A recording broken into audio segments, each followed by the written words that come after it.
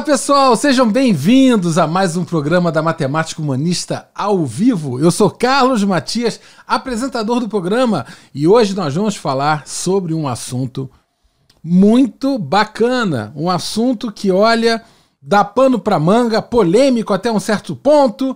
Então eu queria dar boa noite a todo mundo que está presente já no chat, assistindo, a Gioconda, um beijo para você, a Bárbara Marinho, a Daniele Bruno, a José Cândido, tá trazendo hoje um amigo novo aí para conhecer a Matemática Humanista, ele vai ser muito bem-vindo, José Cândido, né?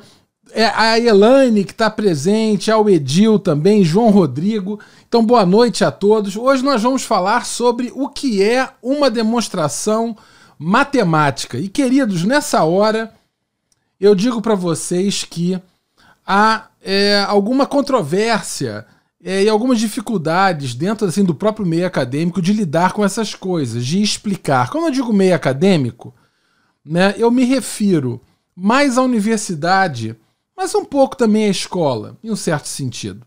Ainda que as demonstrações, no sentido formal da coisa, não estejam mais presentes na escola, né, como eram presentes há alguns bons anos atrás, na universidade, particularmente nos cursos de matemática, de ciências exatas de modo geral, licenciatura, bacharelado, as engenharias e tudo mais, essa é uma prática que a gente realmente convive e encaminha quase diariamente nos cursos, né? Então eu queria falar um pouco sobre isso, né? Essa foi uma pergunta que já fizeram para mim algumas vezes, né? E eu mesmo desejei fazer essa pergunta quando eu era um estudante na universidade. Eu quis perguntar aos meus professores, né, o que era uma demonstração matemática e aparentemente era algo que todo mundo parecia já saber o que era. Quer dizer, é como se fosse algo que silenciosamente já fosse claro para todo mundo e ninguém falasse a respeito, sabe? Mas na verdade, toda vez que alguém fala em demonstração matemática, é difícil alguém caracterizar definitivamente ou com clareza o que significaria uma demonstração ou o que significaria demonstrar. Normalmente as pessoas abrem o livro e mostram um exemplo, né? Então eu achei que esse programa ia ser importante e eu trouxe esse tema aqui agora para a gente conversar a respeito. Tem a ver então com seria o ato de demonstrar uma certificação, uma argumentação ou vaidade. Sim, há muita vaidade no meio acadêmico e a gente tem que falar um pouco sobre isso. Tá certo? Falaremos um pouco sobre isso. Então, boa noite ao pessoal que está chegando agora aí no chat. A Rosane Macedo, boa noite, Rosane. A Luciana Silva, que chegou também. O John Batista, o Newton Lins. Boa noite, pessoal que chegou. Milena Freire também. O Emerson, é o Emerson. Maravilha, Emerson. Bem-vindo, amigão querido. Então, vamos lá. Sobre o que falaremos, então, no programa de hoje. Ok, o que é uma demonstração, mas quais são os tópicos, digamos assim, que eu irei visitar durante a minha fala no programa de hoje? Bom, eu farei alguns apontamentos históricos sobre as demonstrações e o ato de demonstrar ao longo da história da matemática. Vou falar um pouco sobre as filosofias da matemática e como cada filosofia acaba induzindo alguma perspectiva sobre os significados das demonstrações. Eu queria falar um pouco sobre isso, né? Como as demonstrações elas são consideradas e são encaminhadas nos dias de hoje na universidade, qual é a estética dessas demonstrações, as vaidades que há por trás delas, né? Falar um pouco das demonstrações na matemática humanista, isso é uma coisa muito importante, né? A matemática humanista ela é um programa, ok? Mas na verdade ela é também uma filosofia da matemática. Então eu queria falar um pouco sobre o que é uma demonstração, o que é demonstrar para a matemática humanista, né? Então vou falar um pouco sobre isso, falar um pouco sobre possibilidades, né? Será que demonstrar pode ser isso ou pode ser aquilo? Então apertem os cintos que vocês vão ver o que eu vou falar até o final do programa, algumas surpresas bacanas, então. Então, vamos lá, apertem os cintos e vamos lá. Bom, alguns apontamentos históricos. Bom, olha, eu acho que o que nós chamamos de demonstrações começa na matemática grega, grosso modo na matemática grega. E Tales foi, em torno de 600 a.C., um primeiro precursor, né, do que nós chamamos do método grego de demonstração, ainda de alguma maneira, ainda não muito bem determinada na ocasião, mas Tales foi responsável por alguma organização desse conhecimento por um método dedutivo, né? Alguns dos teoremas que já eram conhecidos no Egito e na Babilônia, por exemplo, eles foram atribuídos a Tales e a Pitágoras, né? Que, por exemplo, que foram ao Egito, né? E uma coisa curiosa é que esses resultados foram atribuídos, né? Teorema de Pitágoras, por exemplo, ele já era conhecido no Egito. Né? Mas por que nós falamos assim, teorema de Pitágoras? Foi o Pitágoras que descobriu? Não foi o Pitágoras que descobriu, mas foi o Pitágoras que talvez eu tenha provado, tá certo? Então, de alguma maneira, mesmo assim, já de muito tempo, né, a questão da demonstração, ela quase que garante uma certa propriedade, ou pelo menos uma coisa muito, muito simbólica dos resultados matemáticos, quem provou pela primeira vez, etc. Então, esses matemáticos, particularmente eu destaco Tales e Pitágoras, eles não descobriram, eles chegaram no Egito, sim, descobriram porque já estava lá, tá certo? Mas eles acabaram ganhando muito parte da fama de alguns resultados por os terem provado pela primeira vez. No Egito e na Babilônia, agora falando antes da matemática grega, não havia uma organização dedutiva de resultados, porque naquelas sociedades as evidências mais experimentais, mais práticas, mais empíricas, elas já eram suficientes para poder sustentar socialmente, né, a validade daquelas práticas matemáticas.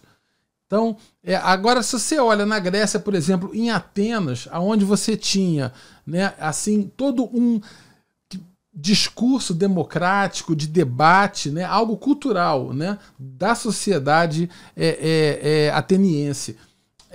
A questão do próprio debate, da organização dedutiva, de refutações, dessa organização, eu digo lógico, dedutiva, mas não apenas lógico-dedutiva, mas a questão da organização lógica do discurso, isso era uma coisa muito forte, era a parte constituinte, né, do contexto sociocultural e científico.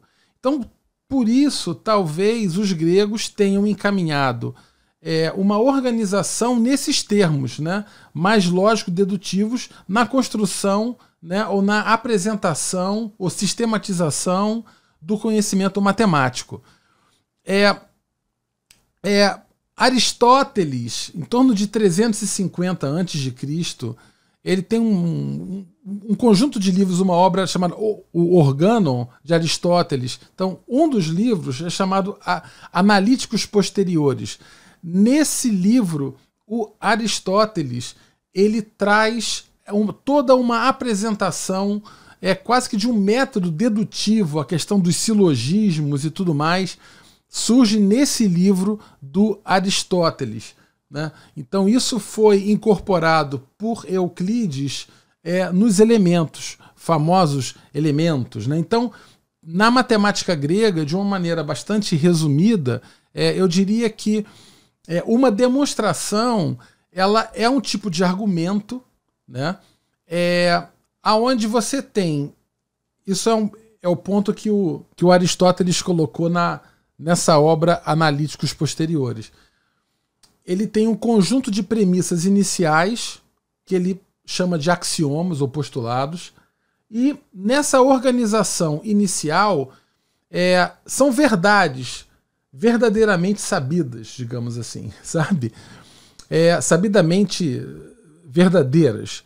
Então, você tem um conjunto de verdades iniciais, e aí, no caso, o Aristóteles organizou um processo de movimentação, veja, do valor verdade entre diferentes momentos, né, do discurso. É como se você parte de uma premissa, de um axioma que é verdadeiro, e você tem regras de inferências, né, regras de inferência ou silogismos que te permite avançar, e essa verdade que está nos axiomas, ela vai sendo transportada para novos resultados e até o teorema que você quer provar. É como se você tivesse toda uma movimentação, né, dessa verdade, tá certo? Isso é uma coisa muito interessante.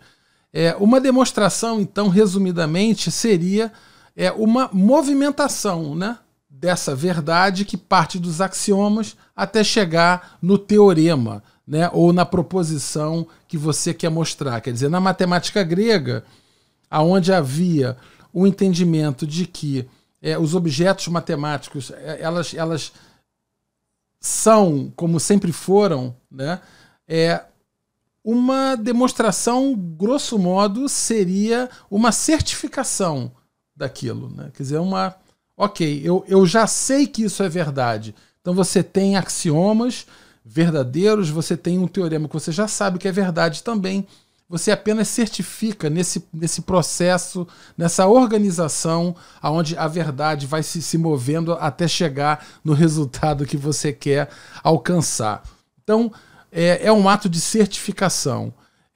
Então, nos elementos de Euclides, se vocês conhecem, eu até já falei sobre esse livro aqui, as definições, os postulados e as noções comuns, né, por exemplo, que são apresentados no livro 1, são sabidamente verdadeiros. Então, a partir daí você tem vários resultados que vão sendo provados a partir de movimentações lógico-dedutivas feitas a partir dos axiomas.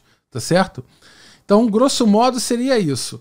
Para um grego, né, seria: você tem axiomas onde mora a verdade, você sabe que eles são verdadeiros, por isso que a gente fala que ninguém prova axioma, porque é algo que você realmente vê como sendo verdade, e aí você vai, a partir de processos lógico-dedutivos, você vai, por regras de inferência, movimentando, né, essa verdade até alcançar o teorema que você quer provar e falar: esse teorema é verdadeiro.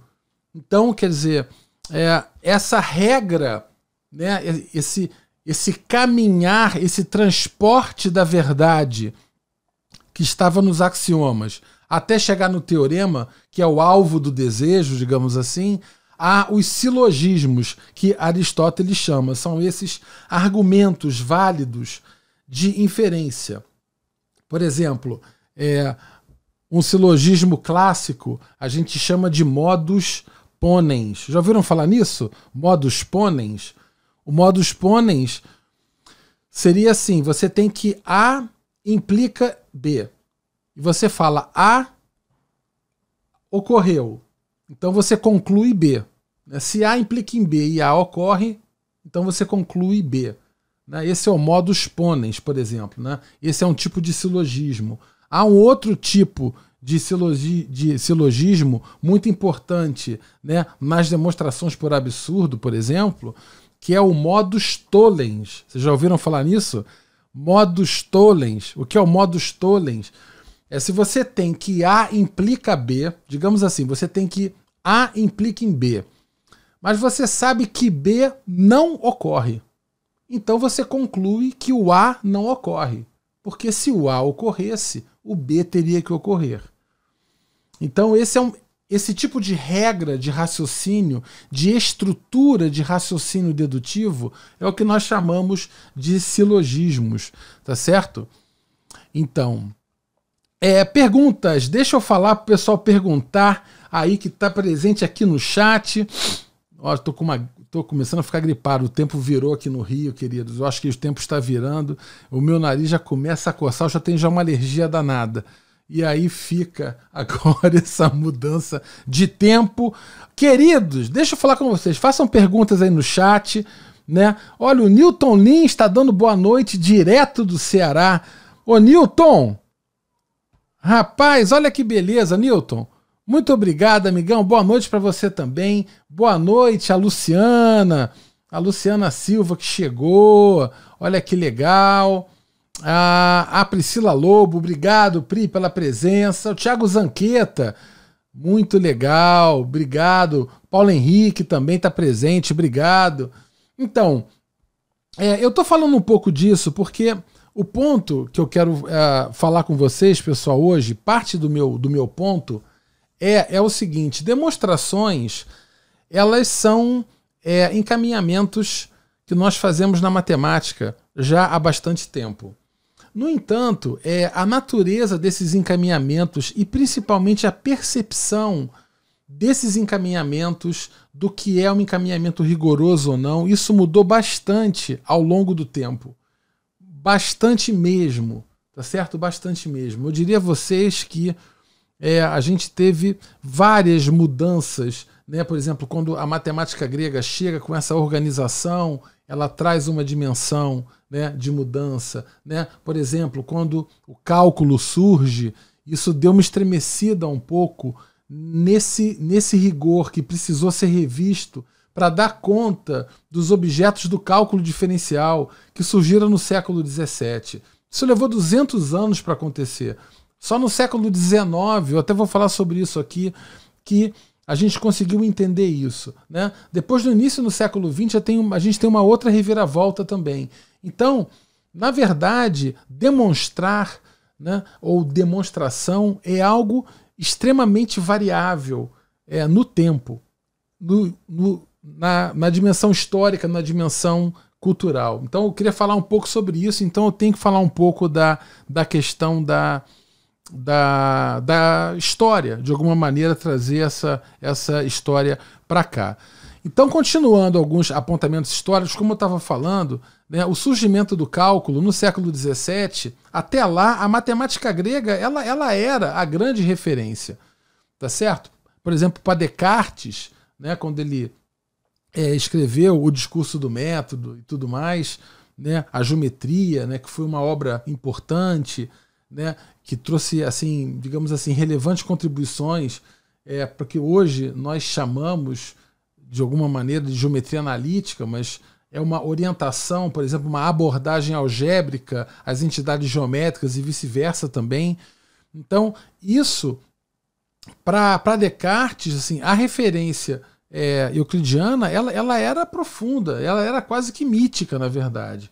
Tá? Então, assim, até meados do século XVII, até o quase final, verdadeiramente, quer dizer, eu diria que a matemática grega ela era uma referência, tá certo? Muito forte para a questão do que é uma demonstração, o que é o rigor, etc., em matemática, né? Aí você teve o Berkeley, escreveu uma obra interessante chamada O Analista. Eu convido vocês a depois conhecerem essa obra, muito interessante, onde ele criticou profundamente os trabalhos do Newton e do Leibniz, né, acusando, né, esses dois matemáticos que foram os grandes precursores do cálculo diferencial, né, integral, né, de não seguirem, né, um padrão euclidiano, do rigor euclidiano. E aí havia um trato informal, com quantidades infinitamente pequenas, o que isso poderia significar.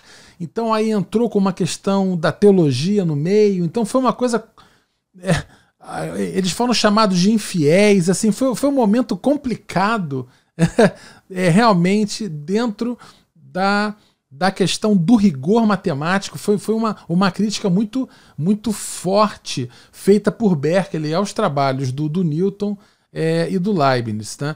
Aí eu falo, só no século XIX, né, lá com Cauchy, lá na Escola Politécnica, eu até falei isso bastante, quer dizer, o início, a primeira metade do século XIX, né, você tem uma grande mudança na questão do rigor.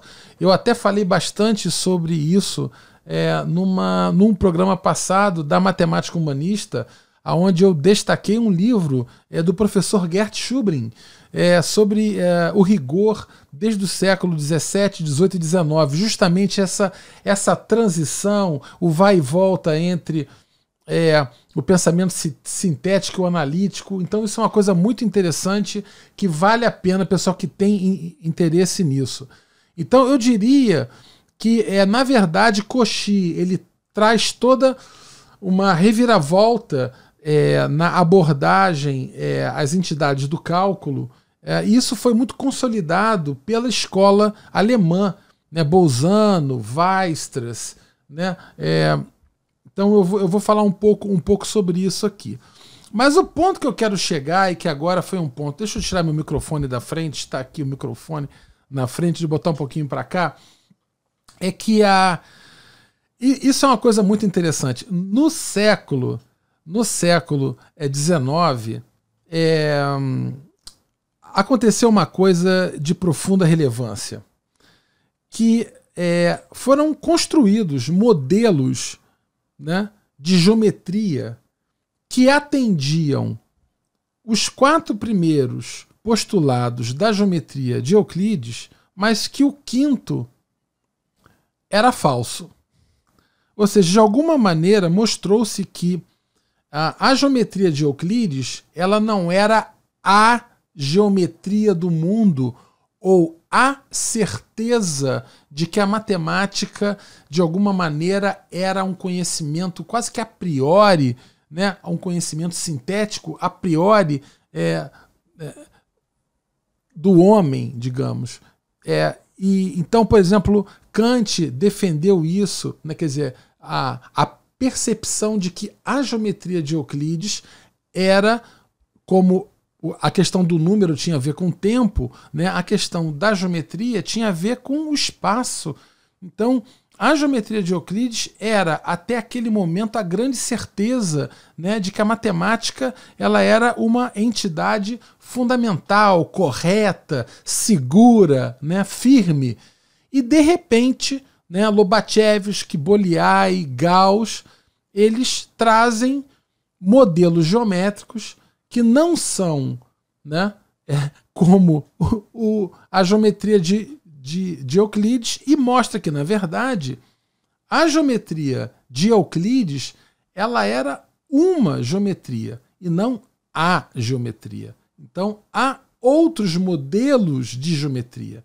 Isso causou um desconforto, eu diria, filosófico pelo menos, que até aquele momento tinha na filosofia platônica a grande referência, quer dizer, um entendimento da geometria como uma certeza do mundo, e de repente ela não é tão certa assim, pois há outros modelos. Então qual é a geometria do mundo? É a geometria de Euclides mesmo? Então isso, de alguma maneira, causou assim, desconforto.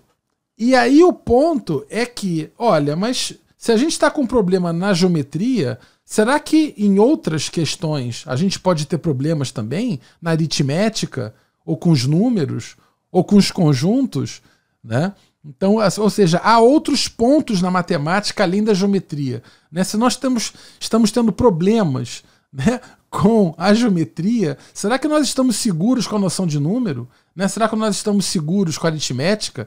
Então isso gerou um certo desconforto. E no final do século XIX, ainda mais quando Cantor começou digamos assim, a trazer uma nova dimensão para a teoria dos conjuntos, né, isso acabou trazendo digamos assim, uma resposta filosófica do meio. Né? Os matemáticos, de alguma maneira, eles falam assim: nós temos que botar ordem nessa casa, né? Nós precisamos acertar as coisas, porque a geometria de Euclides, ela... E daí que há outras? Né? Hilbert foi um cara que assim falou isso, né? Eu não estou muito preocupado se a geometria de Euclides ela é verdadeira ou não. A geometria de Euclides ela é compatível com os 5 axiomas, né, que Euclides colocou, digamos, tá certo? Né? Agora, nós podemos talvez ter um outro conjunto de axiomas, talvez mudando o quinto, né, o quinto axioma das paralelas mudando, eu posso ter uma outra geometria. E essa outra geometria ela vai ser compatível com esses novos axiomas. Ou seja, não é para Hilbert, por exemplo, que foi um dos precursores da filosofia formalista no final do século XIX, a questão não era qual geometria era verdadeira. A questão era, há um conjunto de axiomas inicialmente bem escolhidos, onde a teoria que se segue ela é totalmente bem feita e livre de contradições, ela é consistente. Essa foi a grande questão. Então a grande questão do Hilbert foi tentar estruturar a matemática por meio de axiomas, né, de verdades iniciais, e criar uma forma de você avançar, né? Como se ele imaginasse uma grande matemática, um jogo matemático, que ele chamou de metamatemática, para poder ditar as regras desse jogo quase que combinatório, simbólico, de como ele mostrava, né, as coisas. Tá certo? Então, por exemplo, ele reescreve, ele coloca escreveu um livro no início do século XX, chamado Fundamentos de Geometria, por exemplo, onde ele propõe um novo conjunto de axiomas. O pessoal que está aí assistindo, que fez algum curso de fundamentos de geometria ou geometria axiomática na vida, alguém que já fez, muito provavelmente não viu a axiomática euclidiana, viu a axiomática de Hilbert, a revisão, né, que Hilbert coloca no início do século XX. Tá certo? Então isso é uma coisa interessante. Então Peano, por exemplo, vocês já ouviram falar naqueles axiomas de Peano? Então, isso foi uma forma de você tentar organizar, né, por exemplo, a questão dos números naturais, Dedekind com os números reais, Hilbert com a geometria, como eu falei, Zermelo e Frankel com a teoria dos conjuntos, né? Então, dentro da filosofia formalista, não interessava, isso aí foi uma coisa que, essa coisa de terem construído uma outra geometria, né, que contrariava totalmente a intuição, colocou um pouco da intuição em xeque. E aí, assim, o Hilbert mesmo falou assim: olha, os meus axiomas falam de retas, pontos e planos, mas não importa a forma deles, né? Eles podiam ser cadeiras, mesas e canecas de cerveja que o Hilbert falou. Quer dizer, não importa que uma reta é uma coisa assim, que o ponto é assim, ou que um plano é assim, não importa a forma das coisas. Ele apenas colocava os seus axiomas e ele manipulava esses axiomas por meio de um jogo simbólico, dedutivo. E não havia figura ou intuição. Isso era uma coisa que era negada, não era uma coisa que era bem vista, né, dentro da filosofia formalista. Essa filosofia formalista alcançou, né, as escolas, particularmente aqui no Brasil, né, a partir da década de 70, tá certo? Foi o movimento da matemática moderna, né, que foi assim, ele teve alguns pontos interessantes, mas de modo geral ele causou muitos problemas. Então, para a filosofia formalista, axiomas e demonstrações têm nada a ver com verdades. Como eu falei, não importa qual é a geometria do mundo. A questão é o conjunto de axiomas gera a minha teoria livre de contradições, então é isso que importa. Eu troco verdade por consistência. E quando eu falo consistência, eu quero falar ser livre de contradições. Quer dizer, dentro daquela teoria, aqui, aqueles axiomas servem, não há contradições. Não há contradições, tá certo? Então, grosso modo é isso. Axiomas e teoremas, e eles se comunicam de uma maneira circular. Eu falei sobre isso bastante no último programa da Matemática Humanista. Mas o central era sem contradições. Sem contradições. Tá certo? Vamos... façam perguntas aí. Já tem perguntas aqui da Gioconda, eu já vou responder, tá? Então vamos lá. Uma outra filosofia que é um pouco menos conhecida, que na verdade teve muito poucos adeptos, assim, mas eu diria a vocês que, apesar de terem sido poucos adeptos, esses adeptos foram muito compromissados verdadeiramente com a perspectiva filosófica que eles propunham, tá certo? Isso é uma coisa assim, realmente louvável. E Brouwer, por exemplo, foi um topólogo, né, holandês interessante. Ele propôs essa filosofia intuicionista, que é muito interessante verdadeiramente. E ele entende dentro dessa filosofia que as demonstrações matemáticas elas devem ser sempre construtivas. Devem ser um processo de um número finito de passos, né, de ações, um número finito, como uma sequência construtiva. E ele criticou bastante, né, os trabalhos do Cantor na teoria dos conjuntos, porque Cantor usava demonstrações por absurdo para demonstrar propriedades de conjuntos infinitos. E isso contrariou muito Brouwer, porque ele falava assim, como eu posso supor que um conjunto infinito ele não possui, às vezes, uma certa propriedade, ou que possui alguma outra propriedade, se eu posso estar em posição de não saber, né? Então ele negava a lei do terceiro excluído sobre conjuntos infinitos. O que é isso? Eu devo estar falando, não estou falando grego, mas só explicar para vocês o que é isso. A lógica clássica, ela se coloca sobre dois valores lógicos, que é verdadeiro e falso, certo? Verdadeiro e falso. Então, quando você faz uma demonstração direta, você prova que algo é verdadeiro. Quando você faz uma prova por absurdo, a prova por absurdo, ela quer dizer o quê?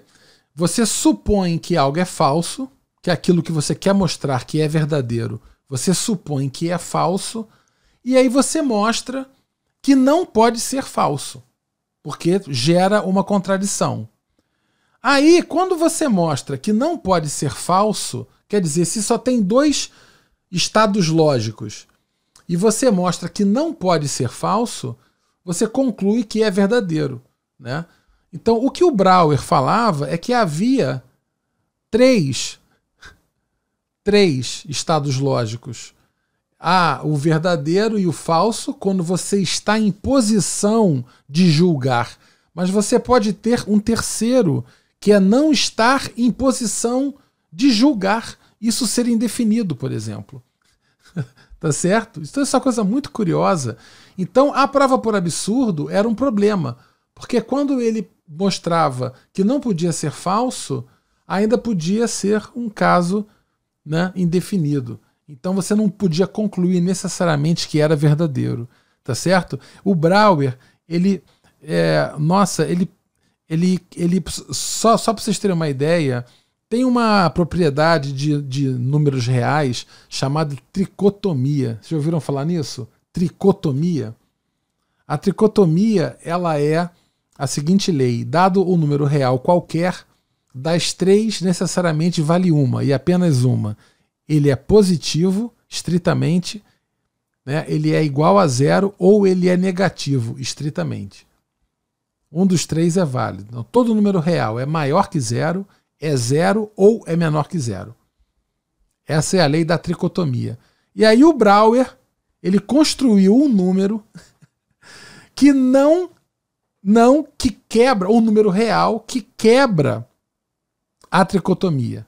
Você não consegue determinar se ele é um, outro ou outro.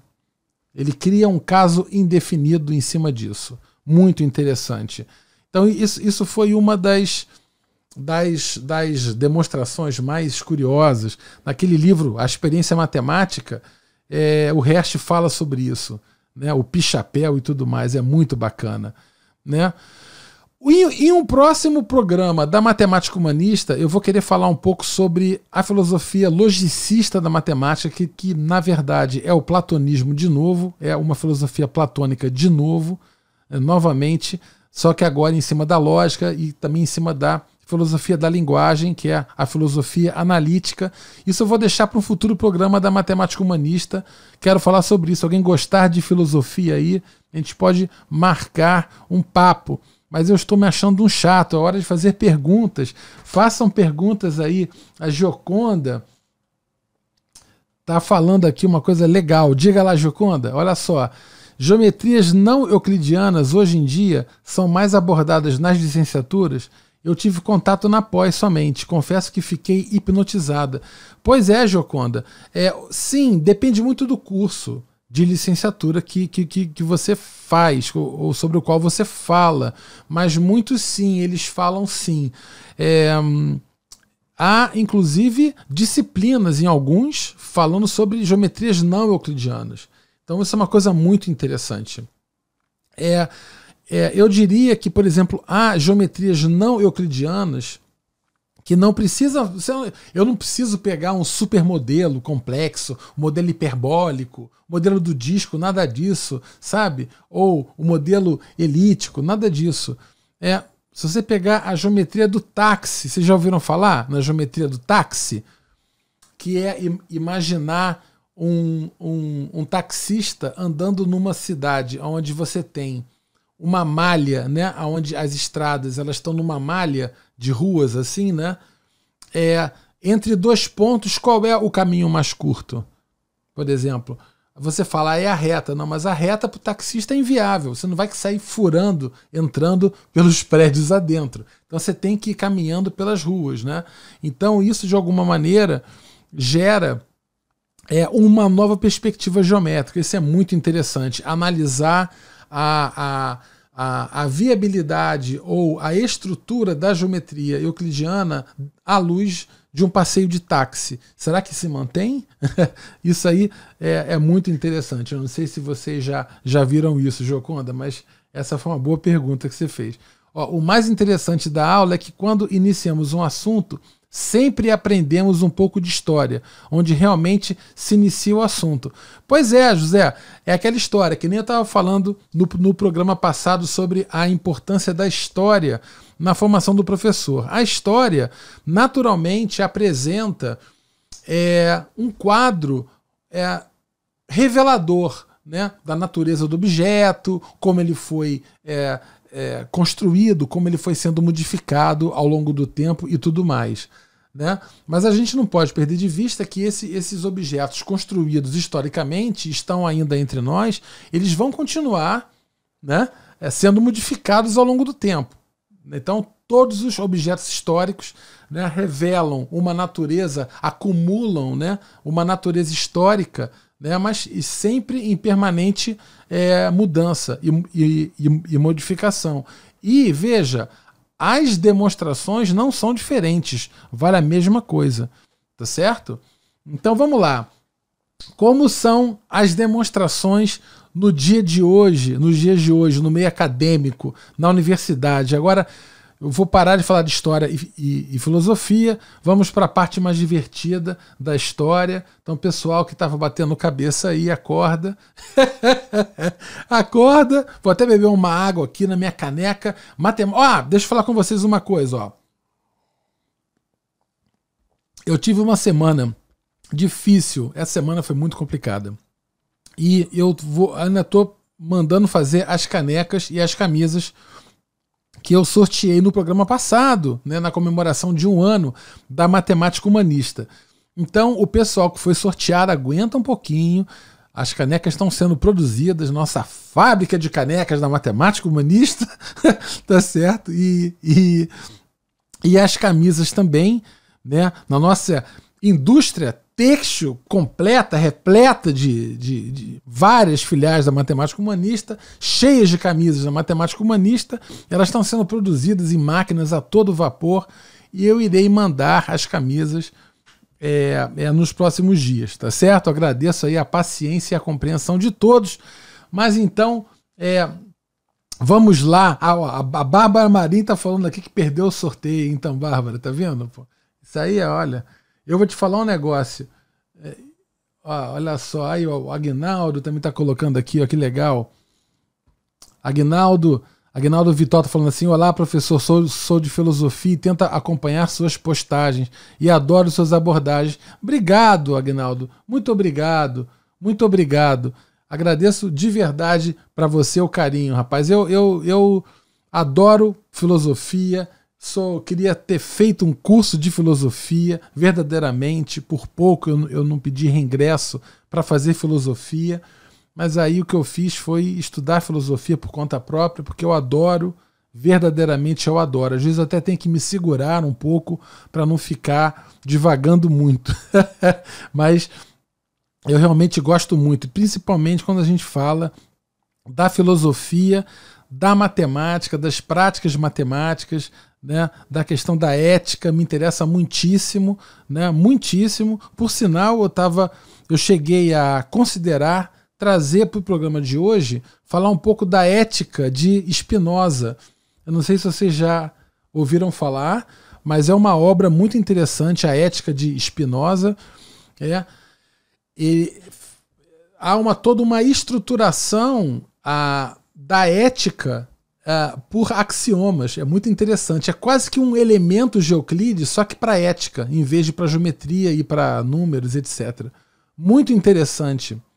É uma organização axiomática e você prova teoremas. Muito interessante. É um livro que vale a pena ser lido.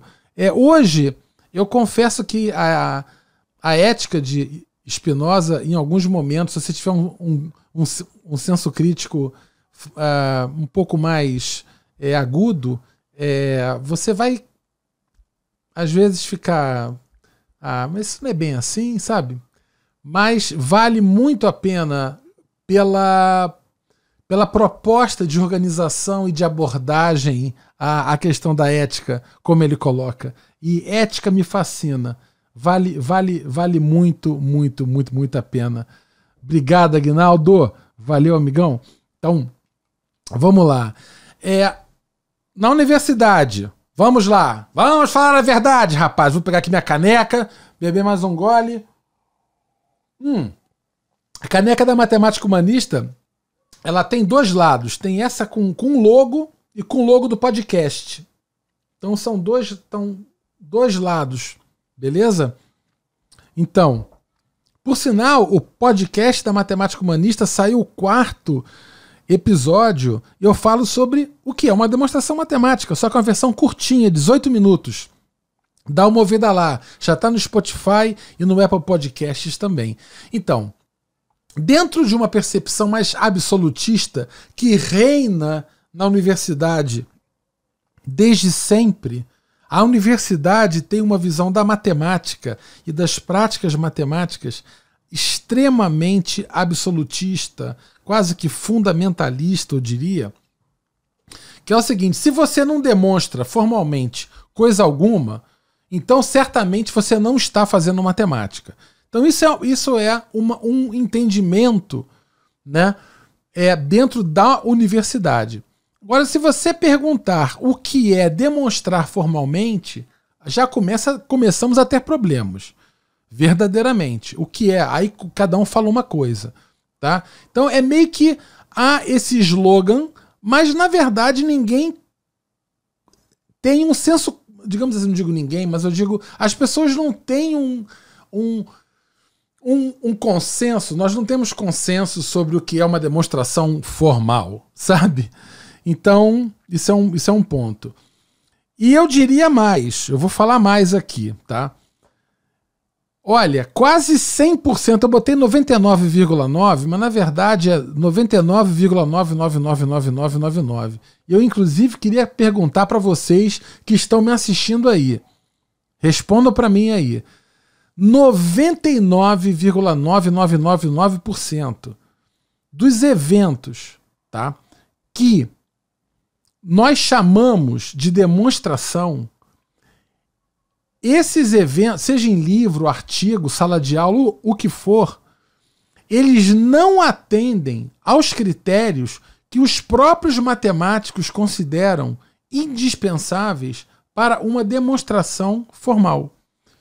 Para uma demonstração ser formal, nós temos axiomas, tá certo? Isso não acontece, até em livros famosos de análise. Em livros famosos de análise, tá certo?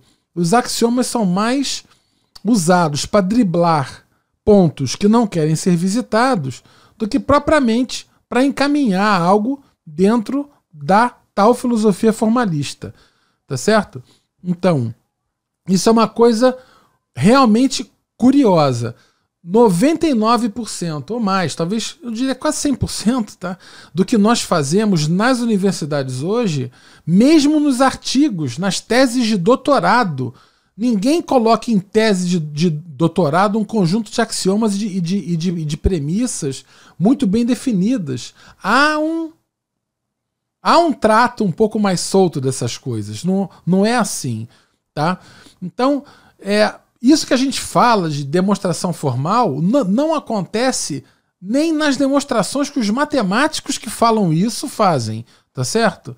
Então, na verdade, como eu vejo as coisas, agora é o Carlos Matias falando, eu diria a vocês o seguinte: uma demonstração na prática, na universidade, hoje, é qualquer argumento capaz de convencer, né, os especialistas. Os matemáticos, os professores, tá certo? Se você tem um texto, uma sequência de argumentos que convence um juiz qualificado, que eu chamei, né? O Hersh também se chama assim, de juiz qualificado, né? Se você consegue convencer especialistas, pronto, isso é uma demonstração.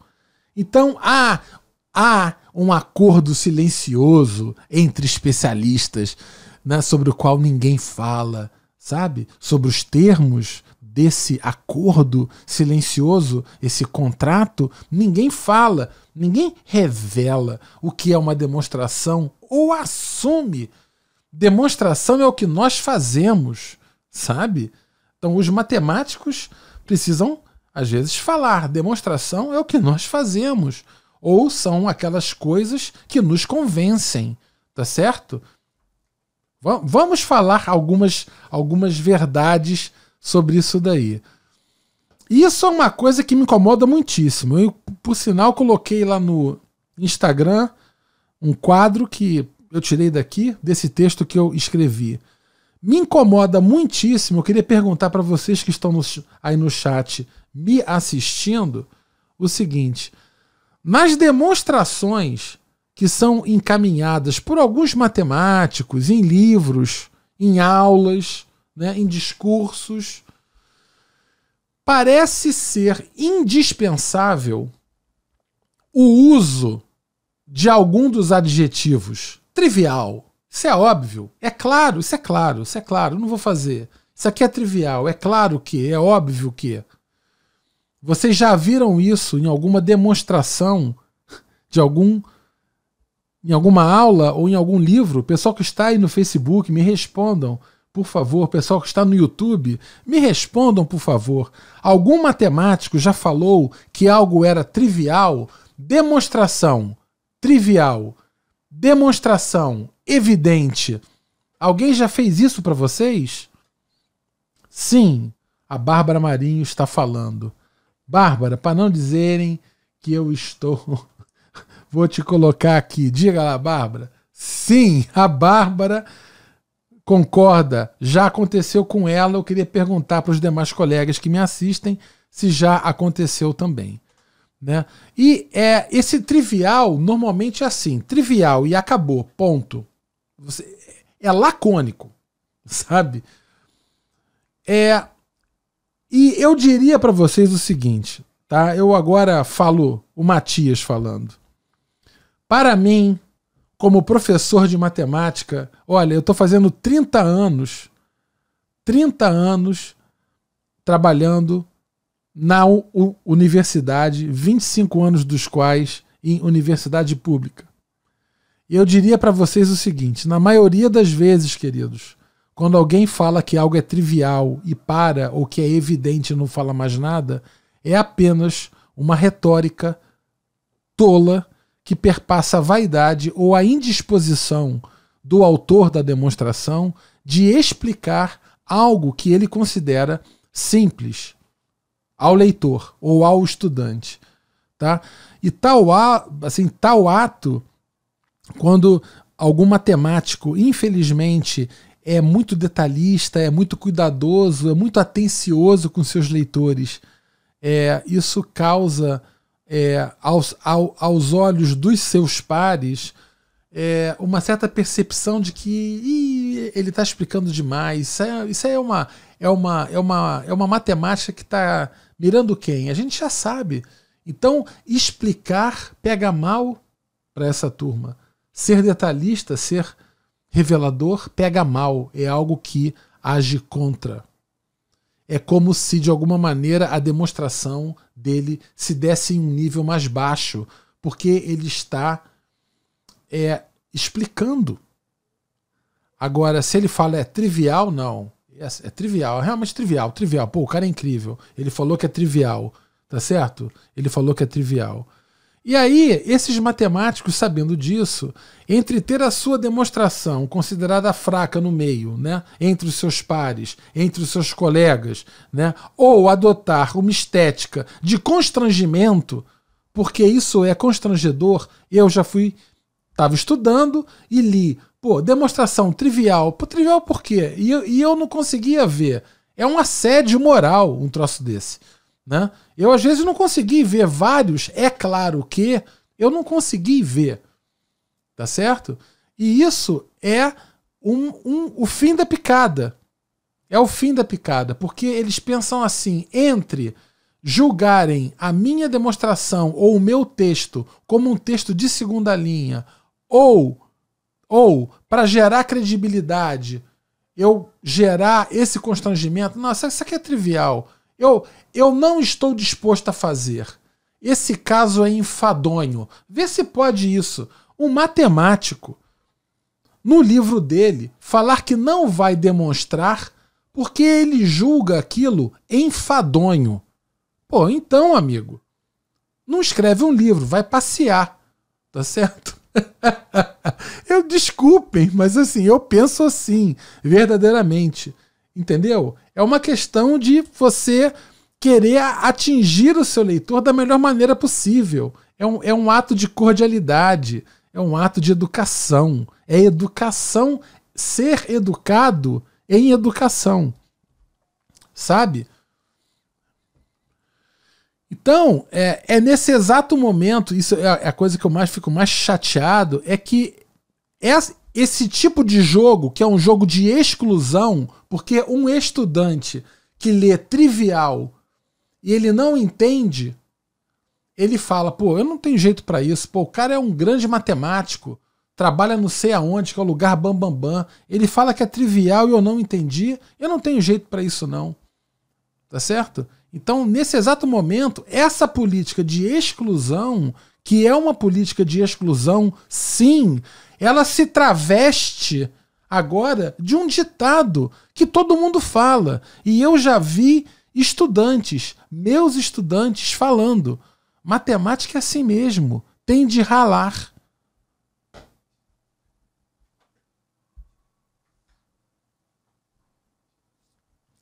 Amigos, quando você escreve um livro, a leitura do livro, o ralar já está sendo encaminhado. Você não está testando o seu estudante. tá certo? Não é o propósito não é testar o seu estudante. Então, se você está demonstrando algo, explique, tá certo? Explique. Matemática é assim mesmo, tem de ralar. Os estudantes estão falando isso.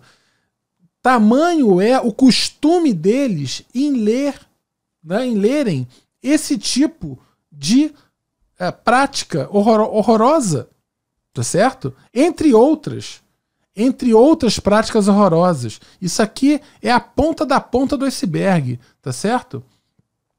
Então, o que mais? Demonstrações nos dias de hoje. As demonstrações escolhidas, por exemplo, numa aula de cálculo por vezes, ou de análise, né, ou uma demonstração realmente num curso de pós-graduação, ou alguma coisa mais específica, as demonstrações que são feitas ou escolhidas, normalmente, como tem mais de uma demonstração, é a mais engenhosa, a mais curta, a grande sacada, a mais elegante. Esse é um tipo de termo que muitos matemáticos usam. Nossa, essa demonstração é tão elegante. Você não acha essa demonstração elegante? Né? Um professor perguntou isso para mim uma vez. Você não acha essa demonstração elegante? Caramba, sobre demonstrações elegantes, aí eu vou falar, olha aqui, querido, cadê ele, ó? O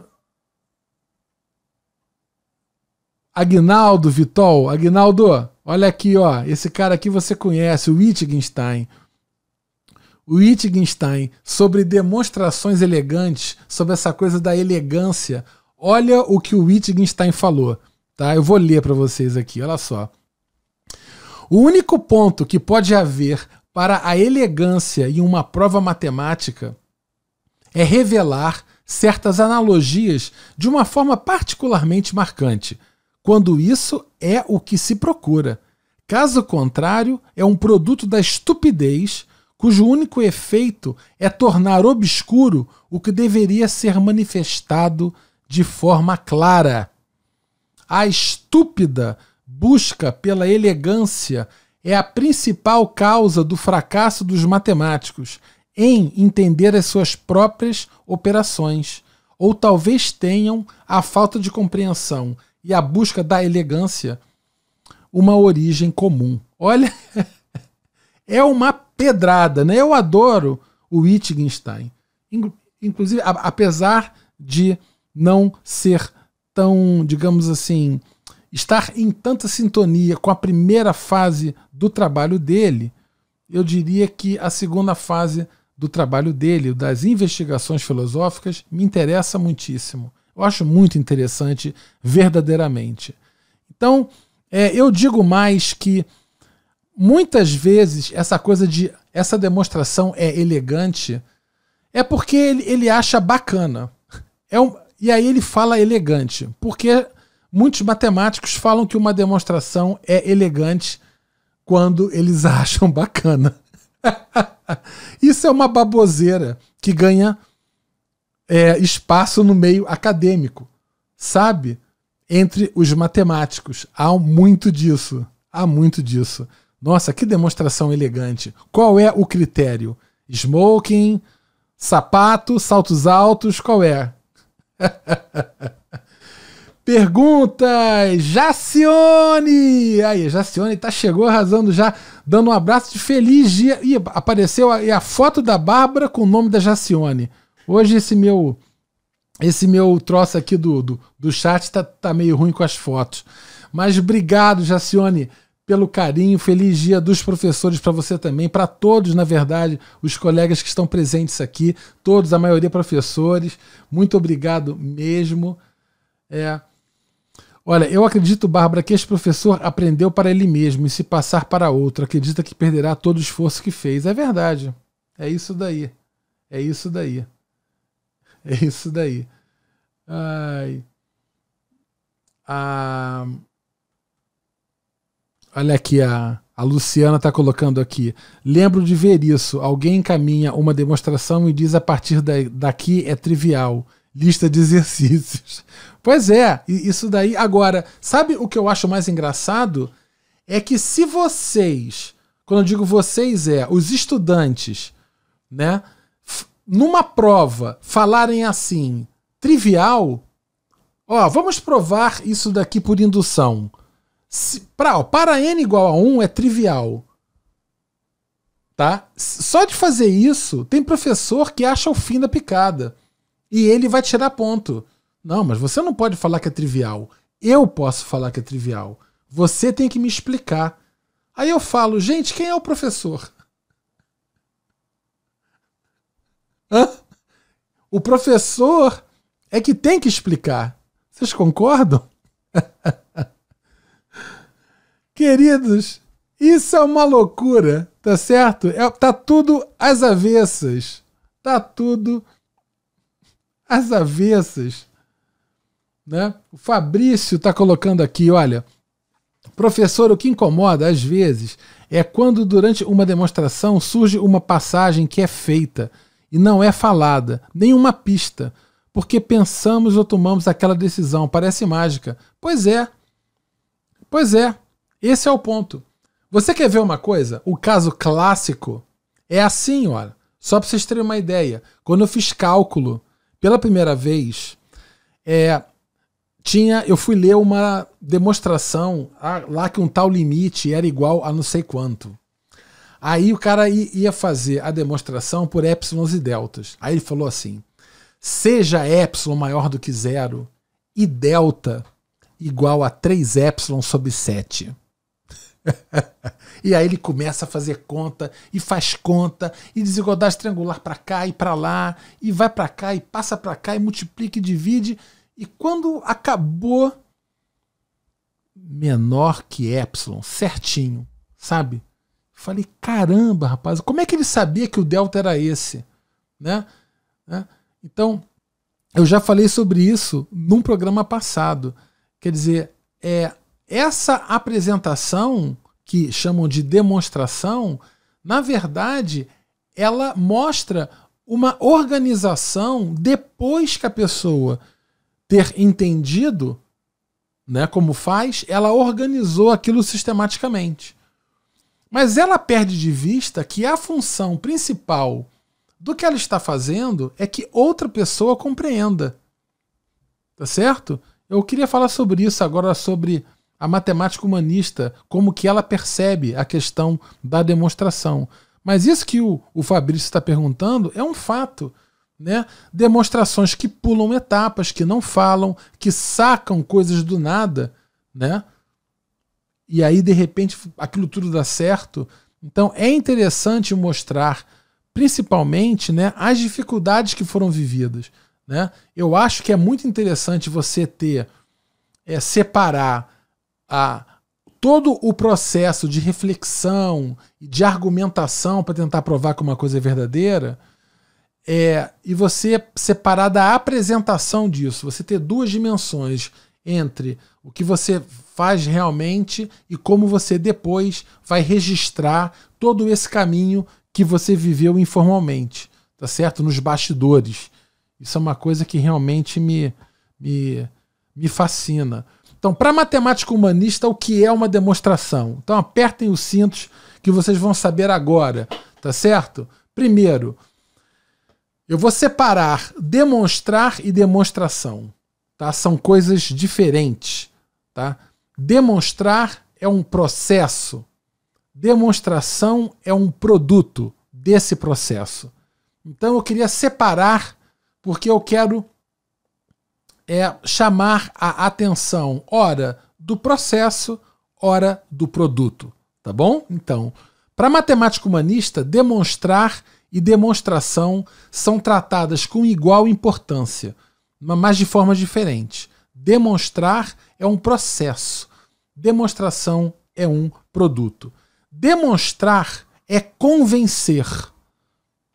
É convencer. Mas é convencer como? É convencer assim, olha aqui, tá vendo esta garrafa? Se você não concordar comigo que isso aqui é verdadeira, eu jogo na sua cabeça essa garrafa. Essa não é uma boa forma de você convencer. Como a gente convence? A gente convence explicando.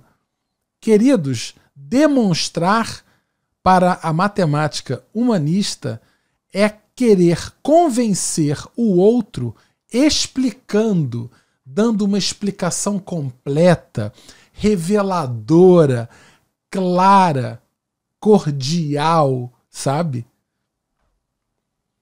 O convencimento, ele se dá pelo entendimento, pela compreensão, pela aprendizagem, né, que aquele ato é capaz de promover no contexto teórico que você está envolvido.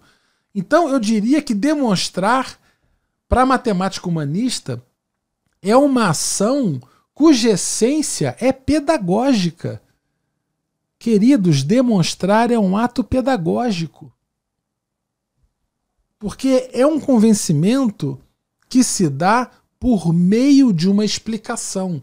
E o poder do convencimento é diretamente proporcional à clareza da explicação.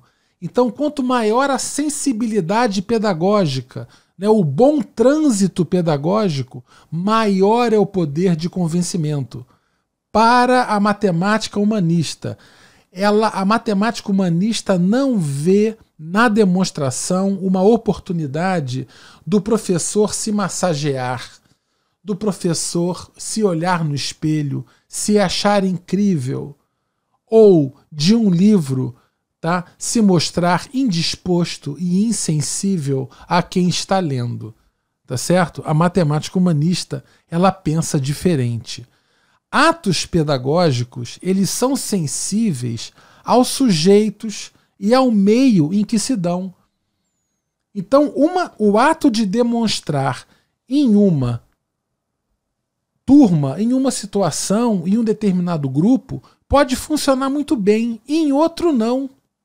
Em uma certa escola, pode funcionar, em outra escola não. Uma demonstração dentro de uma universidade, num curso de licenciatura, pode dar certo, né? Às vezes, numa escola no norte do Brasil, com outra perspectiva cultural, pode não dar certo, pode não funcionar. Quando eu digo não funcionar, é não conseguir explicar pelos meios do meio. Entendem?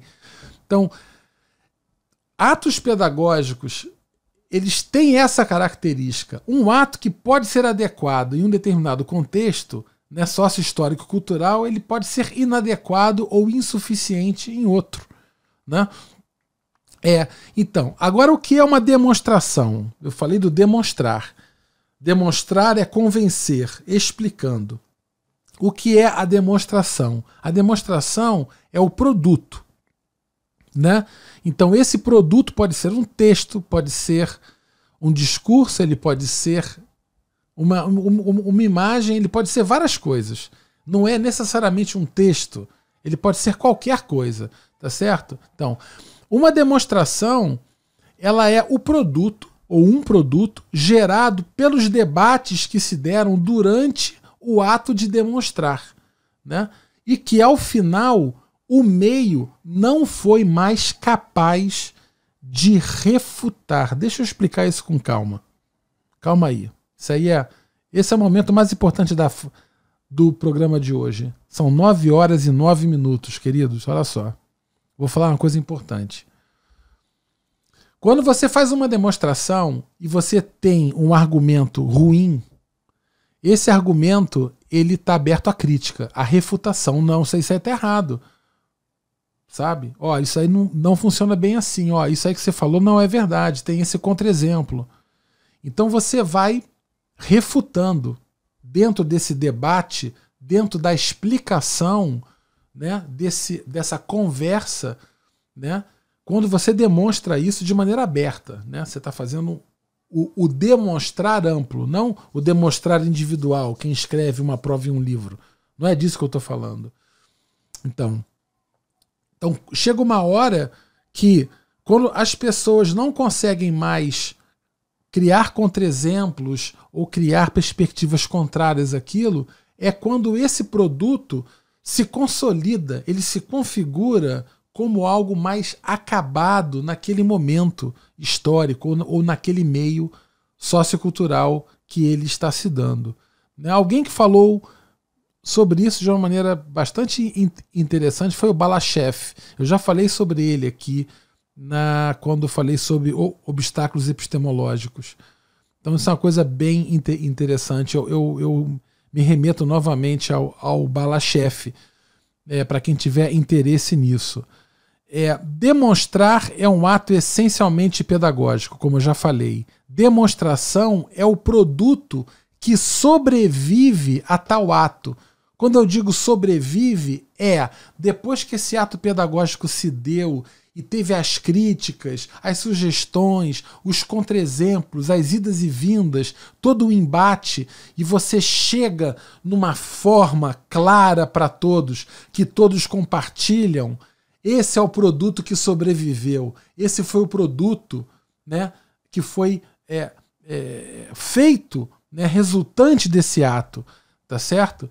Então, ambos, tanto o demonstrar como a demonstração, para matemático humanista, ambos possuem uma dimensão relativa, variável e sensível à questão sociocultural.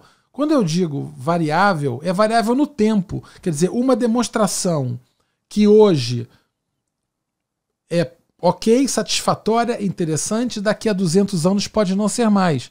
Por exemplo, Hilbert fez várias críticas, né, à estrutura axiomática de Euclides nos elementos. Tá certo? Fez várias críticas. Mas durante muito tempo, aquela estrutura axiomática foi... Nossa, foi. Sabe? Então, isso é algo variável no tempo. O rigor tem uma dimensão histórica. O rigor é variável no tempo. Né? O processo de argumentação de suficiência é variável no tempo. O que é suficiente é variável no tempo.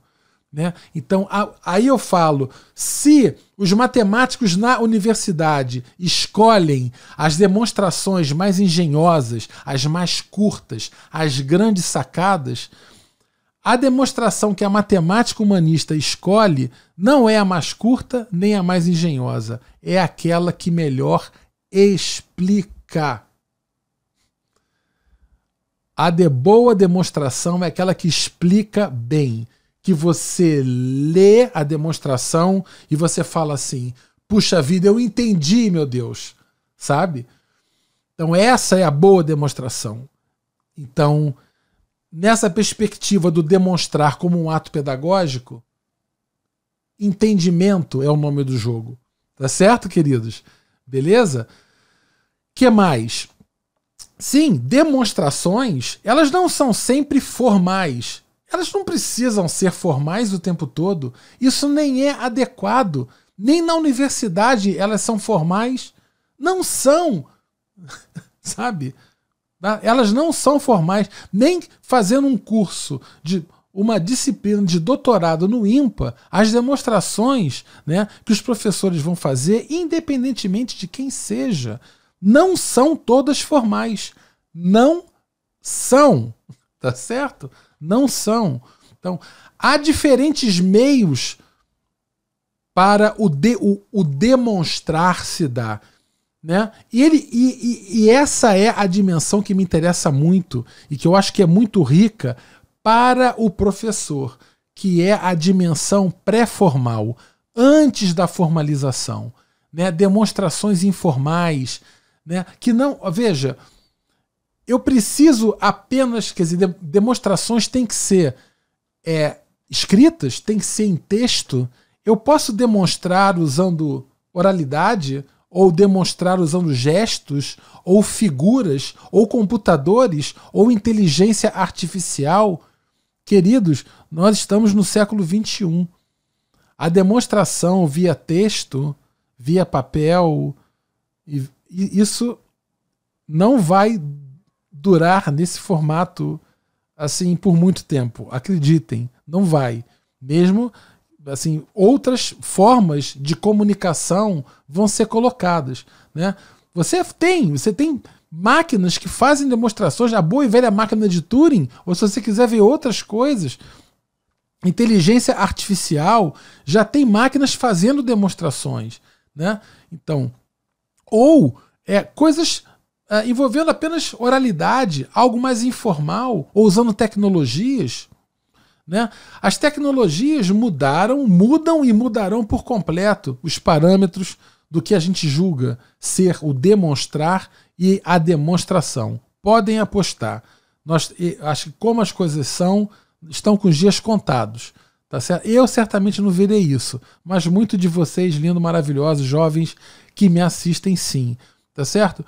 A demonstração, por exemplo, de um matemático puro, por exemplo, é totalmente diferente da demonstração de um matemático aplicado. E aí os meus colegas da área que estiverem me assistindo não vão discordar de mim. Pega uma demonstração de um matemático puro, um artigo em matemática pura, em equações diferenciais parciais, que seja, veja um artigo, veja o tipo de demonstração que é feita. Agora veja uma demonstração em um artigo de matemática aplicada. Muitas delas não têm um compromisso tão grande com a questão do rigor. Por vezes elas são mais leves nisso. A ênfase se dá a posteriori, na questão dos métodos numéricos, na questão da convergência. Sabe? É diferente. Há um deslocamento de zonas de interesse entre os matemáticos puros e os matemáticos aplicados. Por exemplo, olha só isso daqui. Isso é uma demonstração? O pessoal que está me assistindo, está quase acabando o programa. Digam aí para mim, queridos. Vejam aí. Isso aí eu tirei de um livro muito interessante chamado Provas Sem Palavras. O livro, ele é um conjunto de figuras. Eu estava com ele aqui. Não sei onde eu enfiei. Ele é um conjunto de figuras. Então, por exemplo, vejam aí, ó, essa figura aqui. Vejam aqui, ó, essa figura que está bem aqui do meu lado, ó, esse quadradinho cheio de bolota. Vê se vocês conseguem entender, apenas olhando para essa figura, vê se vocês conseguem perceber ou serem convencidos, ou se essa figura é suficiente para explicar para vocês a validade dessa fórmula algébrica que está em cima. Vejam aí.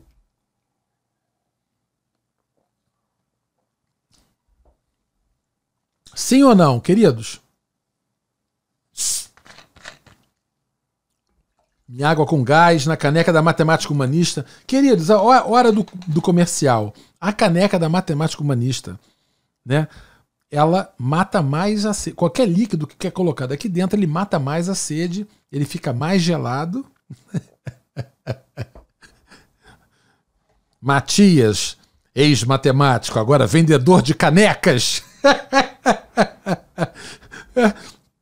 Queridos, eu jamais venderei canecas, infelizmente. Eu sou mais para dar e enviar canecas para vocês de presente, tá certo? Tem um doido lá, um maluco, tá, que tá mandando caneca pro mundo.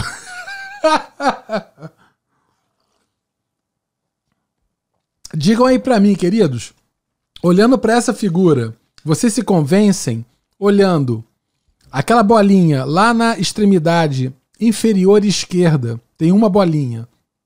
Aí depois tem 3 bolinhas. Depois tem 5 bolinhas. Depois tem 7 bolinhas. Vocês veem que elas formam quadrados. E esses quadrados têm a ver com aquele n ao quadrado. Quer dizer, um quadrado, dimensão 1. Depois tem o segundo quadrado de 2 por 2, dimensão 2. Né? Depois 3 com 3, depois 4 com 4, depois 5 com 5 e assim por diante. Vocês conseguem ver essa validade? Vocês sentem-se convencidos por essa ilustração sem dar uma palavra? Então eu diria a vocês o seguinte: se eu estivesse, por exemplo, em uma turma de 7º ou 8º ano, que eu estivesse no 8º ano, e eu quisesse, por exemplo, mostrar uma fórmula dessas, vocês acham que uma figura dessa poderia ser interessante no meu ato de demonstrar? Veja, vou voltar a falar, eu não estou falando de demonstrar formalmente, não me refiro a demonstrações formais, eu estou falando demonstrar no sentido da matemática humanista, que é explicar, convencer explicando. Então, eu diria para vocês, vocês conseguem, por meio dessa figura, vocês conseguem ter um entendimento dessa fórmula que está aí em cima? Eu estou vendo que vários colegas... O John Batista falou que sim. Tá certo? Falou que sim. Alguns outros colegas, o José Cândido também está vendo. Então, por exemplo, isso daqui eu acho muito interessante. Tá certo? Não é uma demonstração que nós chamamos na matemática de demonstração formal, mas em termos da matemática humanista é uma demonstração se a turma conseguir obter um consenso em torno disso, né? E não conseguir mais refutar ou criar incompreensões em torno disso. Tá certo? Outro exemplo também. Olha só que coisa, essa foi uma demonstração do Teorema de Pitágoras feita pelo 20º presidente dos Estados Unidos, chamado James Garfield, tá certo? Então, essa demonstração é chamada a demonstração do presidente, tá? É uma das centenas de demonstrações existentes do Teorema de Pitágoras, tá? Então, eu queria mostrar para vocês essa demonstração aí do presidente. Dá uma olhadela aí, vê se vocês conseguem entender. Tá certo? Ele pegou dois triângulos, esses marronzinhos ali são dois triângulos retângulos, né, congruentes de lados A, B e C, tá certo? Os lados medem A, B e C, a hipotenusa mede A. Então você tem esses dois retângulos, esses dois triângulos, perdão, destacados na cor marronzinha, e você tem esse trapézio. Então a área desse trapézio, eu tenho esses dois triângulos retângulos congruentes, né? Tem um vértice ali em comum e tem um triângulo retângulo branquinho, né? Ali, né? Isósceles, onde você tem os dois catetos medindo A. Então, a demonstração do presidente é a seguinte: ele fala que a área do trapézio, desse trapézio todo, dessa figura que está ali, a área total, ela é a soma, né, das medidas das áreas 1, 2 e 3. Então ele fala, a área do trapézio é a base menor mais a base maior vezes a altura dividido por 2. Né? Então a base menor é B, Bzinho, né? A base maior é C, né? A minha altura é B mais C. Então a área do trapézio é B mais C vezes B mais C sobre 2. Aí eu vou agora ver o outro lado. A área 1. A área 1 é um triângulo retângulo. Os catetos são B e C. Então a área é BC sobre 2. Né? A área 2 é igual, porque é um triângulo congruente, então é BC sobre 2 também. E o terceiro triângulo, né? Ele tendo catetos A e A, é A vezes A sobre 2. Então, quando você iguala isso tudo, você tem B2 mais 2BC mais C2 igual a 2BC mais A2. Mata o 2BC com 2BC e dá A2 igual a B2 mais C2. Então, eu diria a vocês o seguinte: essa é uma demonstração para vocês. Isso é suficiente para explicar, ou a demonstração clássica usando todas aquelas relações de semelhança dentro do triângulo retângulo, com as projeções e tudo mais. Vocês acham que aquela explicação, vamos chamar assim, aquela explicação, ela é mais efetiva do que essa? O ponto, queridos, que eu estou querendo destacar para vocês é o seguinte, tá?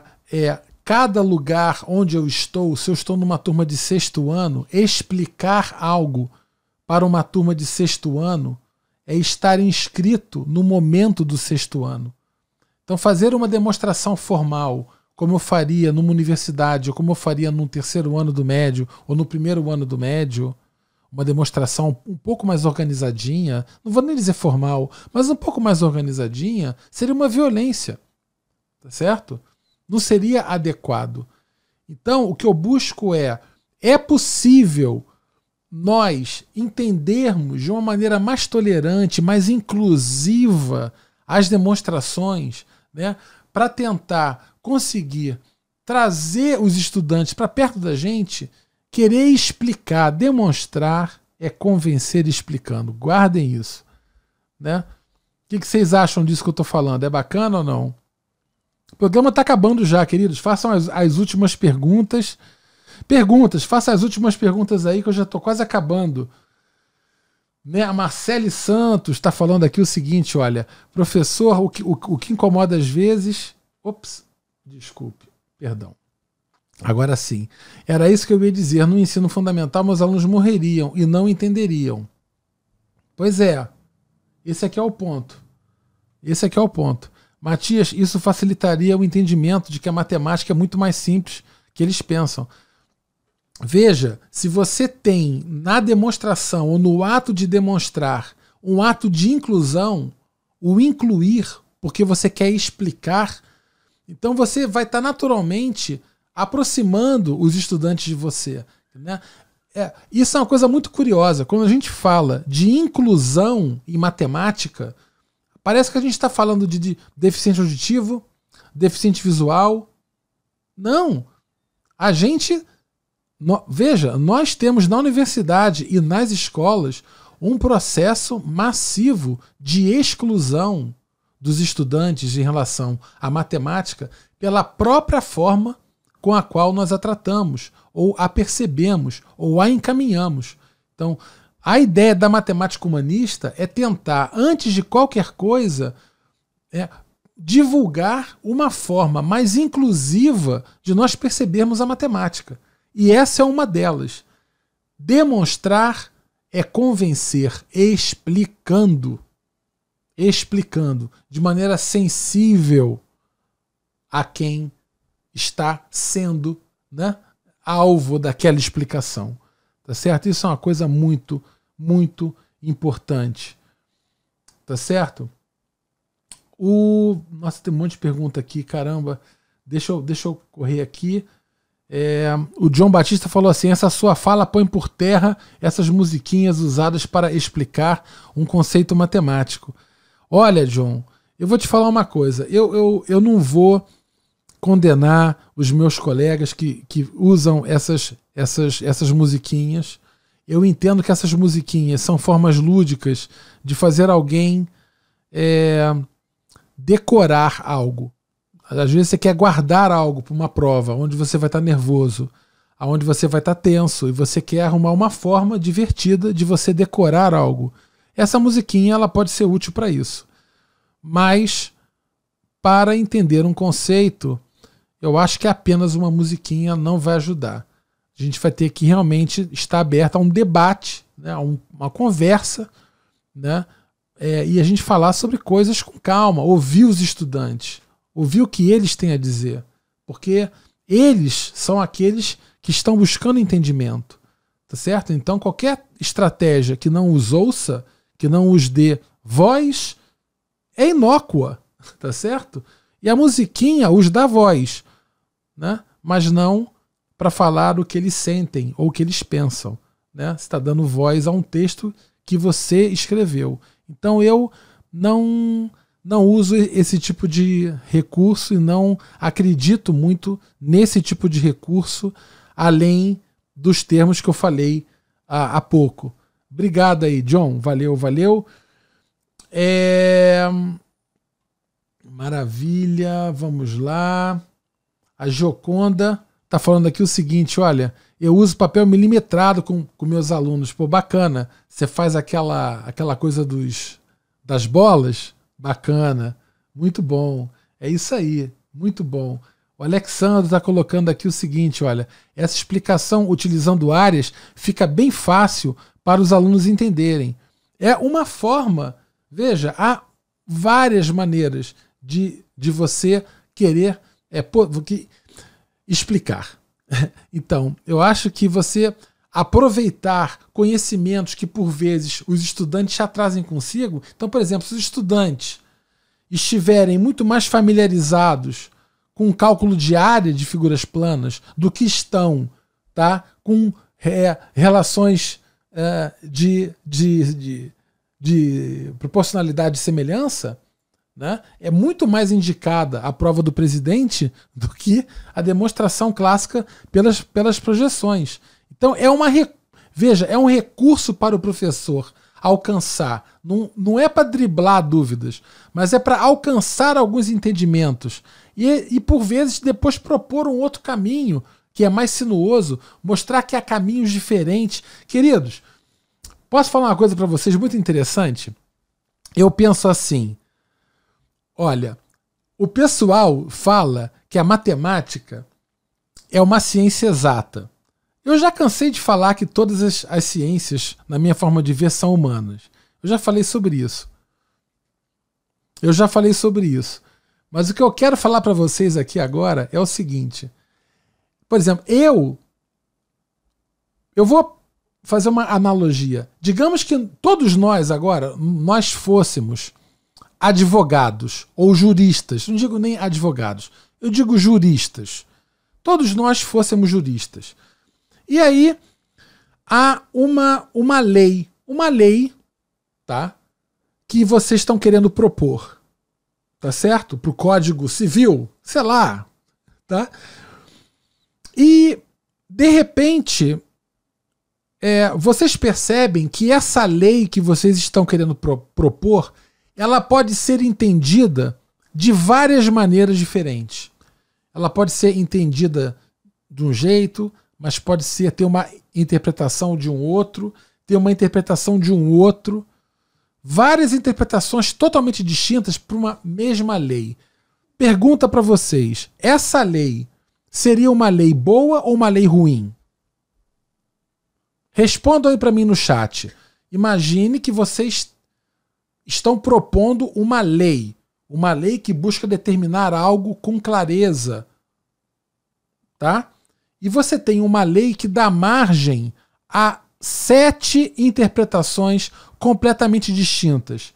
Essa lei para vocês é boa ou ruim?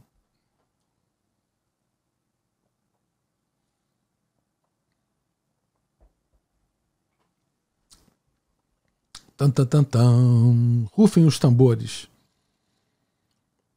Ó, o pessoal tá falando aqui, é uma lei ruim, tá certo? É uma lei ruim. Por que é uma lei ruim? Porque se você pode entender de 7 jeitos diferentes, a Marcele tá falando aqui, não é uma lei boa, concordam? Agora, vamos pegar um teorema matemático.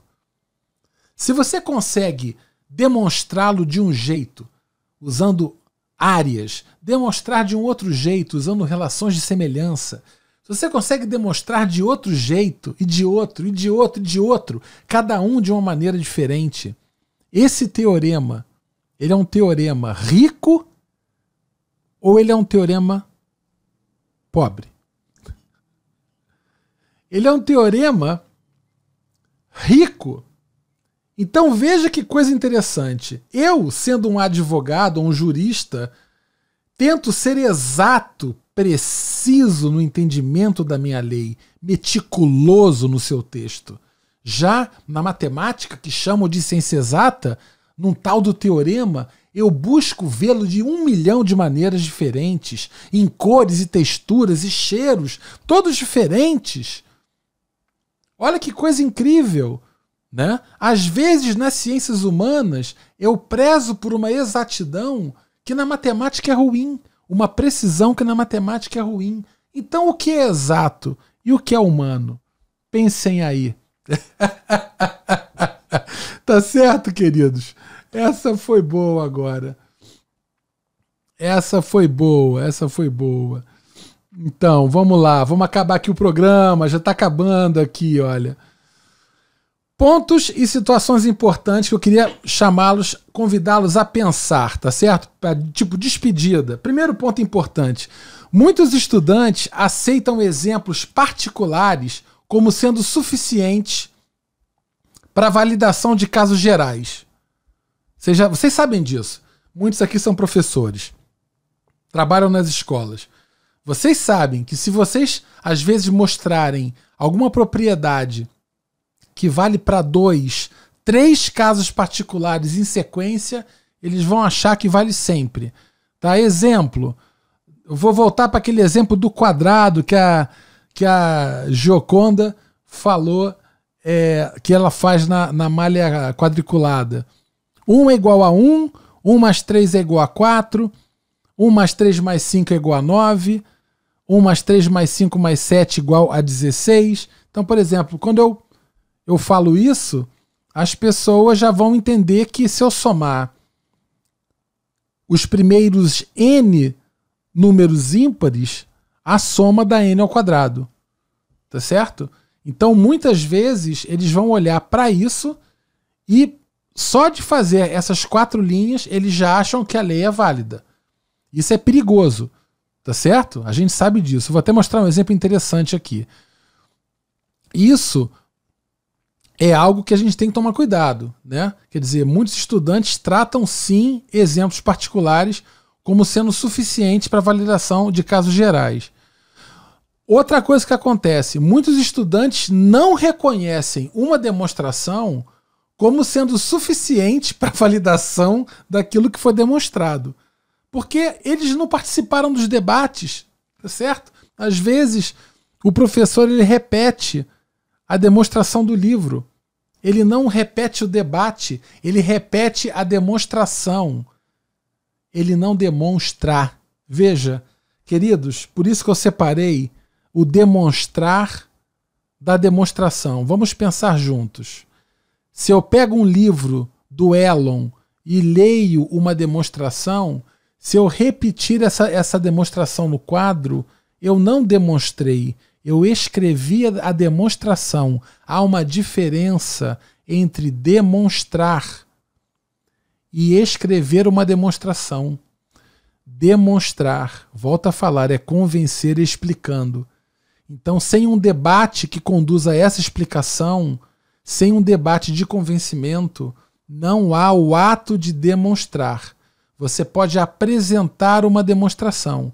Então, muitos estudantes que não participam de debate algum, porque eles sequer falam na aula, sequer se manifestam na aula, só vê o professor demonstrando uma coisa após a outra, né? Eles não sentem que aquilo que o professor fez é realmente suficiente ou traz significado, né, para validar aquilo que foi efetivamente demonstrado. Né? Demonstrar é um ato de inclusão, eu falei há pouco aqui, não de exclusão, tá certo? Então, viva a demonstração, né, que é resultado de um debate inclusivo, o demonstrar inclusivo, tá certo? Não a demonstração do texto copiada, tá certo? Ela não tem valor se ela não consegue se comunicar e explicar e convencer. Eu vou dar aqui um exemplo aqui bem interessante. Olha essa tabela aí. X é igual a 2, o Y é 4. X é igual a 3, o Y é 9. O X é igual a 4, o Y é 16. Se você mostrar isso para um estudante na escola e você perguntar: olha, o X é 5, quem é o Y? Digam aí para mim, queridos. Quem é o Y que está na frente do 5? Digam aí. Atenção, galera do chat, vai acabar o programa. Já está acabando o programa. Já está acabando. Último slide. Último slide. Digam aí para mim. Pra gente, vamos aproveitar, queridos, eu quero desejar a todos um ótimo, feliz Dia dos Professores a todos. Eu acho que muitos que estão hoje aqui me assistindo são professores também. Eu queria dizer que eu amo essa profissão, eu estou aqui por esse amor e eu sei que vocês também estão aqui por esse amor. Então, nesse momento, isso aqui não é um programa na internet, é uma cerimônia que celebra o amor pela educação. Tá certo? Então eu verdadeiramente agradeço a todos que estão presentes, desejo os meus melhores votos a todos vocês, que tenham um dia maravilhoso amanhã, descansem, tá certo? Todo o amor da matemática humanista, todo o agradecimento profundo, né, a essa classe que sofre tanto nesse país, né? Mas a gente resiste que a gente acredita nas pessoas, né? E no amor e na importância pela educação, tá bom? Então, 25, né? Não é 25. Queridos, a resposta é 19. Vocês acreditam que a resposta é 19? Olha, Marcele falou que é 25, Julieta Faustino, Gioconda, John Batista, Paulo Henrique. Todo mundo falando 25 aqui, ó. A turma tá... Vocês querem ver que é 19? Vocês querem ver? A Gioconda ficou no grilo aqui. A Gioconda... A Gioconda, olha aí, Gioconda. A Gioconda tá aqui, ó. Oi? É 19. Quer ver porque que a resposta é 19? Ora, queridos, é trivial, é óbvio, é claro. Olha, é óbvio, é trivial. Vocês não viram? Queridos, o y é menos x ao cubo mais 10x ao quadrado menos 26x mais 24. Vocês não viram isso?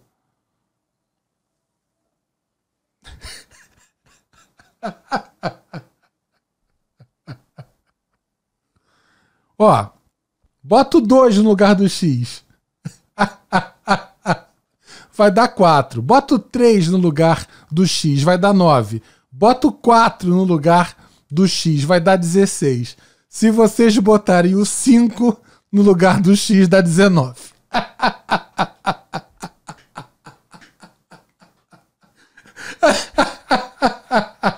Trivial, queridos. Trivial. Ah, é o seguinte. Reparem que todo professor, quando fala trivial, ele coça o nariz ou ele ajeita o óculos.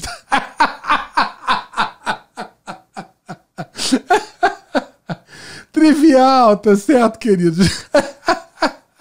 Hoje eu tô com a gota aqui.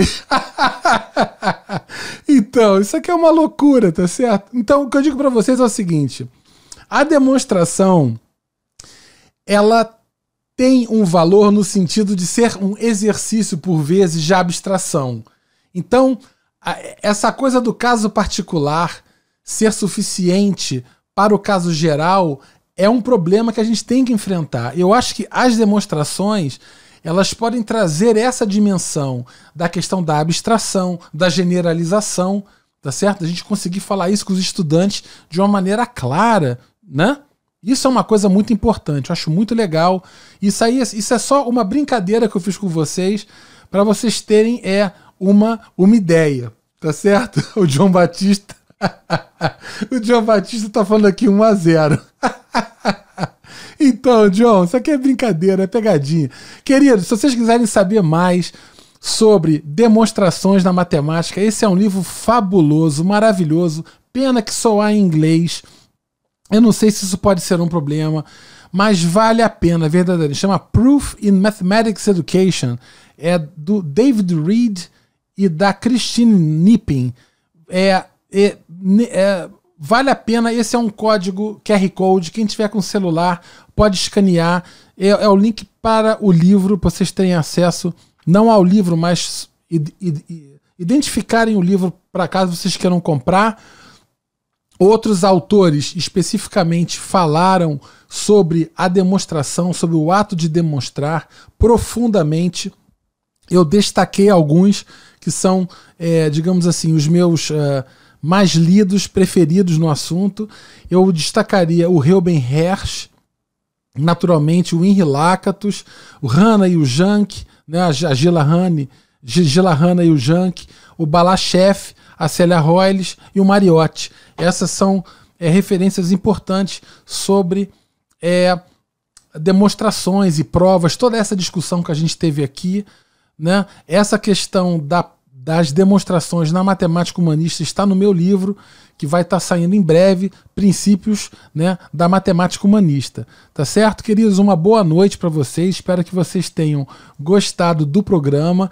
Quem não tiver ouvido o 4º episódio do podcast Matemática Humanista, que já está no Spotify, já está no Apple Podcast, já no Google Podcast. É só escanear e ouvir. Tem o site da Matemática Humanista também. Tá? Quem estiver me assistindo no Facebook, queridos, por favor, não deixem de se inscreverem no canal do YouTube para não perder. Eu queria até adiantar uma coisa rápida. Eu devo, muito provavelmente, daqui a um tempinho, começar a fazer o programa ou apenas no Facebook ou apenas no YouTube. Tá certo? Tá um pouco difícil de manter nas duas plataformas. Para mim, eu talvez opte por fazer o programa em apenas uma.